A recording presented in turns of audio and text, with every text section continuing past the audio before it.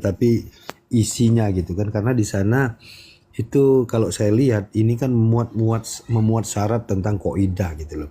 Nah, ketika kita berbicara tentang apa namanya, asuluk tobakotil ulama iwal muluk, maka nanti kita bisa dapat pencerahannya di sini. Jadi saya coba, sebelum saya mengajukan satu pertanyaan ya, saya coba ingin mengulas kembali ya dari tulisan yang Yai buat merujuk kepada kitab Rosail fil Ilmi Ansab. Mohon koreksi ya kalau misalkan dalam bahasa Arabnya saya salah gitu ya, karena saya ini nggak bisa bahasa Arab apalagi gundul gini kan. Wala hobbar bitang fir bitak aduh, saya bahasa Indonesianya aja ya biar nggak ini, tidak bisa dianggap pengakuan seorang yang bukan ahli di bidang ilmu nasab. Nah, kalau pengertiannya di poin ini itu maksudnya seperti apa itu ya? Tidak bisa dianggap pengakuan seorang yang bukan ahli di bidang ilmu nasab gitu. Nah, pengertiannya seperti apa ini? Begini, mungkin itu menanggapi tentang perkataan yang mengatakan seseorang ulama yang mencatat bahwa itu adalah sayyid. Itu kan? Ya, itu ada ya? Itu ya ada ya? Ya, karena ini mengutip Rosail lah. Ya, begini. Yang dijadikan referensi oleh keabsahan nasab Ba'alawi itu kan pakai ulama-ulama seperti disebutkan siapa itu? Ada ulama Mesir itu, Ali Juma'ah, ya. Ali Juma'ah. Ya itu benar ya. Arahnya ke sana ya. Karena kan saya nggak pegang kitabnya. Itu mengatakan begini. Lah ini sesungguhnya tidak dianggap bahwa perkataannya Syekh Ali Al-Juma'ah ini dijadikan referensi untuk keabsahan nasab karena dia bukan nasabah, bukan pakar ahli nasab. Sorry ya, Syekh Yusuf An-Nabhani. Iya sama juga. Syekh Yusuf An-Nabhani ini bukan nasabah, bukan ahli nasab, begitu. Sehingga dia bukan dirayah fi ilmin nasab, begitu. Yang kedua ya mohon pencerahannya. Oke, bisa ditangkap dalam Rosail fil Ilmi Ansab halaman 104. Nah, yang kedua, ama ingkanat mahtutot di jibalati sabit ya, man minal mahtutot wa makola balat. Artinya adapun jika adanya kitab tersebut masih berbentuk manuskrip, maka wajib ditahqiq terlebih dahulu dan melakukan komparasi data akan beberapa salinan manuskripnya. Nah, jadi memang ini mohon penjelasannya ya. Kenapa kita ini kan sering tuh ya di dalam Komab juga sering mendengar ketika ada bernarasi gitu kan menampilkan manuskrip. Nah, di sini kan udah jelas ya bahwasanya manuskrip itu nggak bisa dipakai kalau manuskrip itu masih berbentuk manuskrip ataupun catatan pribadi. Nah, mohon di sini berikan kita penjelasannya ya biar kita ini semuanya bisa jadi mengerti gitu. Maksudnya seperti apa? Iya, karena begini, kalau masih berupa manuskrip belum ditahqiq, maka harus divalidasi dulu ini kitab. Manuskrip ini betul tahunnya sekian, pengarangnya ini kan masih belum jelas kalau berupa manuskrip. kalau sudah ditahqiq oleh pentahqiq kan jelas ini pengarangnya ini tahun segini, ah, dikatakan oleh imam ini. Kalau sudah ditahqiq, kalau belum ditahqiq, manuskrip itu liar. Bisa saja itu tulisannya orang yang tidak bertanggung jawab, menggunakan kertas yang lama ditulis oleh orang sekarang, bisa jadi. Sehingga itu perlu seorang pakar seperti filolog ya, itu untuk mengkaji betulkah manuskrip ini kuno, betulkah manuskrip ini memang karya asli dari seseorang. Itu kalau seperti contohnya seperti Jauharus Syafaf. Ini kan manuskrip yang kami temukan, manuskrip yang ada di saya ini masih kisaran 250 tahunan. Kata mereka itu sudah lama. Lah ini kan simpang siur ini. Mana yang benar ini? Kan begitu, makanya kalau masih berupa manuskrip tidak bisa dijadikan referensi kecuali sudah diteliti oleh orang yang bisa mentahqiq, baik itu berupa nasabah atau baik itu berupa nakobah. Betulkah manuskrip ini? Oh betul, sudah diuji secara filolog. Sudah diuji, ini betul. Baru itu namanya sudah divalidasi. Begitu saudara. Mohon maaf Pak Kiai, biar lebih simpel, arti dari muhakik atau ditahkik itu secara bahasa Indonesianya apa gitu? Biar saya paham dan yang lain paham, karena mungkin masih banyak orang apa itu sih tahkik, kan bahasa Arab ya, atau apa sih itu muhakik. Nah, mohon penjelasannya apa arti Indonesianya biar mudah dipahami Pak Haji. Ya dikoreksi lah, sudah dikoreksi kevalitannya. Begitu, itu tahkik namanya. Yang terakhir dari saya ya, mungkin ya juga mau istirahat, ini terkait dengan bukunya ya kan. Saya baca bahasa Indonesianya aja ya. Tolong dijelaskan. Tidak bisa dijadikan hujah banyaknya sumber-sumber jika semua sumber-sumber tersebut dinukil dari usul yang satu. Nah, mohon pencerahannya ya. Iya begini.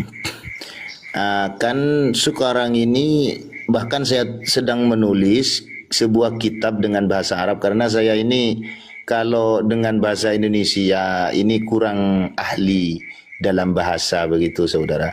Maka saya tulis dengan bahasa Arab. Dan nanti saya gandengkan dengan Rasail fi Ilmil Ansab agar menjadi 300 halaman. Begitu.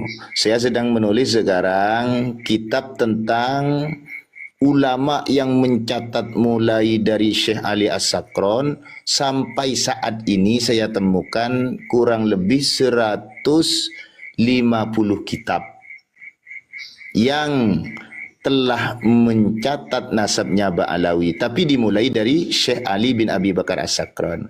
Ini ada hubungannya dengan pemahaman yang jenengan tanyakan itu. Begini, setelah kami meneliti, ada kitab namanya Tasbitul Fuad. Itu di halaman 1560. Imam Ahmad bin Abdul Karim Al-Hasawi, murid langsung dari Habib Abdullah bin Alawi Al-Haddad, mengatakan sumber tertua nasabnya Ba'alawi itu diambil dari Syekh Ali bin Abi Bakar As-Sakron. Karena itu merupakan rujukan tertua dari nasabnya Ba'alawi, maka kitab-kitab yang sampai katakan saya 160 lebih itu, sampai sebanyak itu tidak bisa dibuat hujah, karena memang sumbernya dari satu sumber yang bermasalah, yaitu Syekh Ali bin Abi Bakar As-Sakron. Begitu. Artinya banyaknya sumber kitab yang telah ditelaskan oleh RA itu sampai berapa ratus ulama, itu tidak bisa dibuat hujah karena semua sumbernya itu merujuk kepada satu sumber. Apa satu sumbernya itu? Ya Syekh Ali bin Abi Bakar As-Sakron tadi. yang terdapat adraj pemalsuan data itu. Begitu saudara, itu artinya. Terakhir Oke, ya, sebentar, Assalamualaikum Kang. warahmatullahi wabarakatuh. Salam. Bentar Kang Kodrek, biar tuntas ini. Ini kita langsung uji sampel aja ya, terkait dengan catatan itu manuskrip harus di apa namanya diverifikasi dan ditahkik terlebih dahulu seperti tadi. Nah ini kan kita lihat ini ya dalam keabsahan nasab Alawi ini kan. Di sini kita lihat ada Umar bin Sa'ad Al-Dafari Arba'in ya, dokumen pribadi. Nah ini saya garis bawahi dokumen pribadi ini ya, dokumen pribadi, ini dokumen pribadi. Nah kalau kita merujuk kepada apa namanya Rosail Ilmi Ansab tadi, ini nggak bisa kepake gitu ya. Artinya karena ini masih bentuknya dokumen pribadi. Jika ini digunakan sebagai rujukan, kalau mengacu kepada Rosail tadi itu bagaimana ininya ya? Karena ini jelas dokumen pribadi gitu kan. Mohon pencerahannya ya.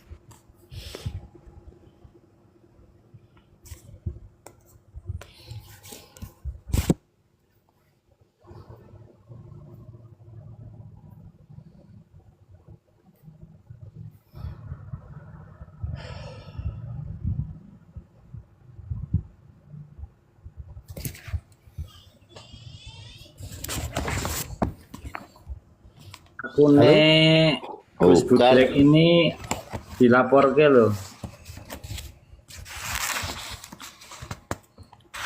Bagaimana Kenapa itu, Yai? dilaporkan? Langsung bisa Silakan dijadikan Pak Yai. Lalu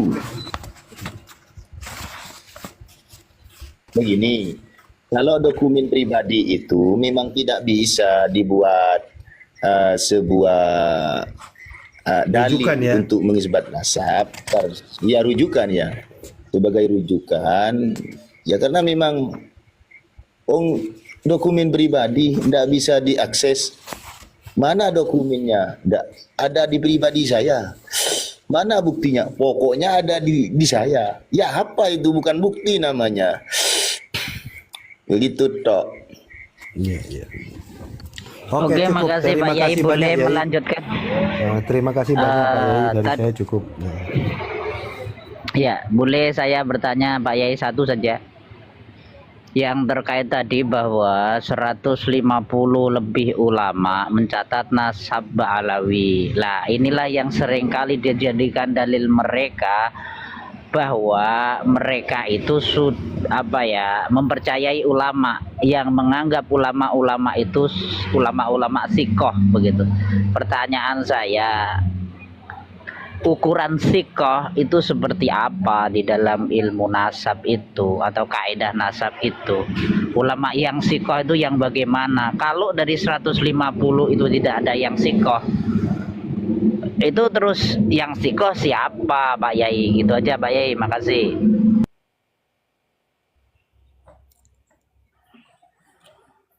Ya, itu rahasia perusahaan. Saya tulis itu di karya saya, lanjutan dari Risalah Al-Mufidah.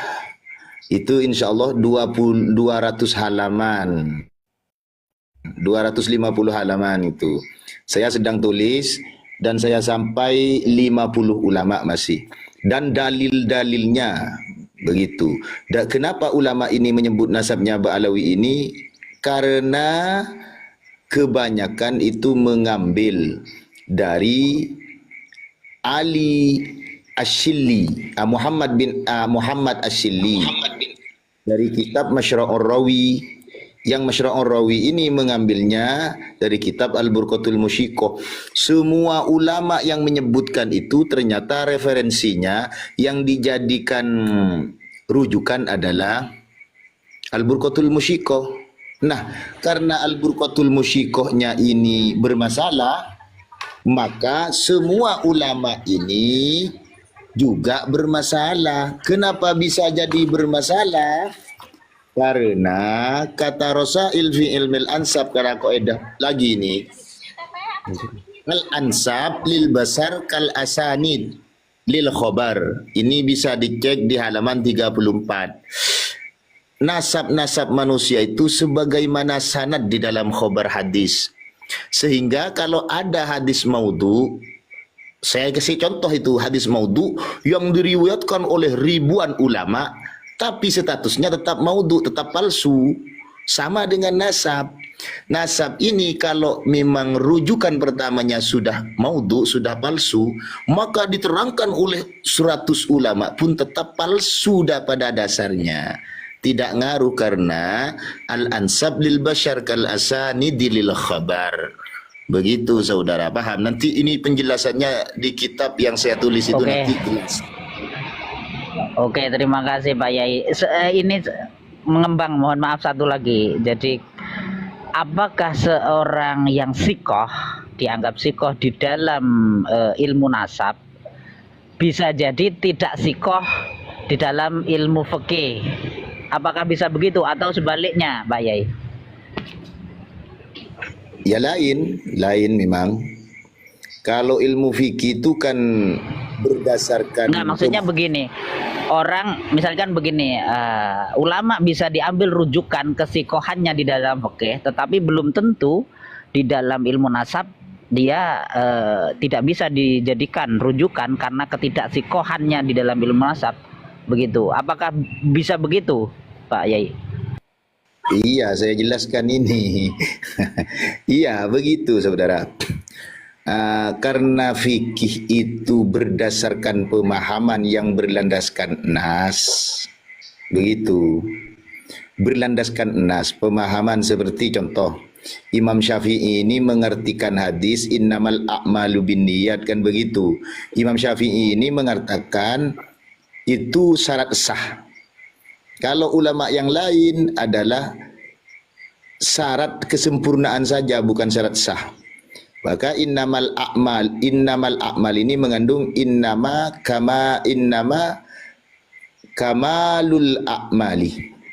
Kalau Imam Syafi'i innama sihhatul a'mali. Begitu.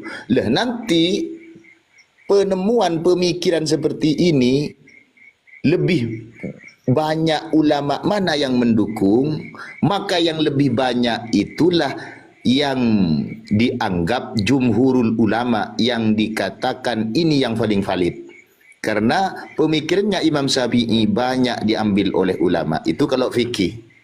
Ya. Kalau nasab enggak. Data yang paling valid mana? Enggak butuh pendukung. Seperti hadis. Hadis itu kalau sudah sahih, setelahnya tidak ada yang meriwayatkan, tetap sahih. Begitu. Yang meriwayatkan sedikit tapi hadisnya ini sahih, sudah sahih. Diriwayatkan oleh seorang saja. Tetap hadisnya sahih. Demikian juga seperti nasab. Kalau hadisnya maudhu diriwayatkan oleh banyak ulama, tidak membuat hadis itu menjadi sahih, tetap maudhu. Contohnya, saya beri contoh saja. Di saat seorang ulama besar Al-Baihaqi itu menerangkan umrud dunia itu adalah 7,000.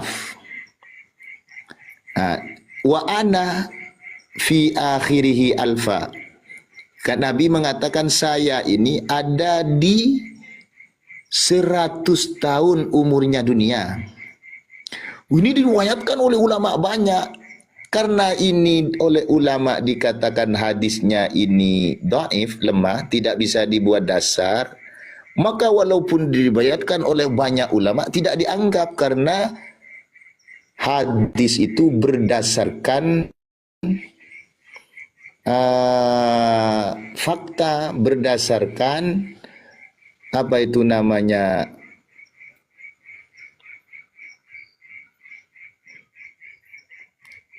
bukti, berdasarkan kevalitan, bukan berdasarkan dukungan. Lain dengan fikih. Kalau fikih itu berdasarkan dukungan. Sehingga la tajtami'u ummati ala dhalalah, itu maksudnya di dalam ilmu fikih, bukan ilmu nasab. Semakin banyak ulama yang mendukung dalam temuan di dalam pemikiran pemahaman seorang mujtahid, itu maka semakin kuat hukumnya, karena la tajma'u ummati ala dhalalah. umatku itu tidak bersepakat di dalam kesesatan, tidak mungkin. Itu karena banyaknya pendukung ulama itu dianggap dalam fikih. Kalau nasab enggak. Walaupun banyak, kalau tidak berdasar tetap. Begitu. Iya, terus begini Pak Yai, apakah ukuran kesikohan seseorang bisa diukur dari komentar dari ulama lain? Misalkan begini, saya pernah membaca terkait Salim bin Jindan, ya kan, itu ada kitab Jarh wa Ta'dil terkait beliaunya Salim bin Jindan itu, bahwa dikatakan di situ di dalam sejarah, penulisan sejarah maupun nasab, Salim bin Jindan itu tidak bisa dijadikan landasan atau dalil, atau tidak bisa diambil hujahnya. Kenapa? Karena memiliki penyakit mankhuliyah. Lah, apakah kritik atau ya kritik lah dari ulama yang lain, bahkan dibukukan menjadi Jarh wa Ta'dil, itu bisa dijadikan landasan untuk ketidaksikohan seseorang, karena di situ dikatakan pula kalau selain daripada itu boleh, begitu. Itu gimana Pak Yai? Begini, Ibnu Jindan itu kalau di dalam masalah hadis nakil saja, bukan ulama hadis, sehingga tidak masuk kategori ahli hadis. Begitu. Jadi karena Ibnu Jindan ini menukil dari gurunya yang sudah diketahui bahwa yang namanya hadis itu sudah sahih, contohnya menukil dari kitabnya Imam Al-Bukhari yang sudah sahih, ya apa? Dinukil oleh Ibnu Jindan melalui sanad yang sampai ke Imam Al-Bukhari, ya tidak bermasalah karena memang hadisnya sahih. Begitu. Sedangkan di dalam sejarahnya penyampaiannya Ibnu Jindan itu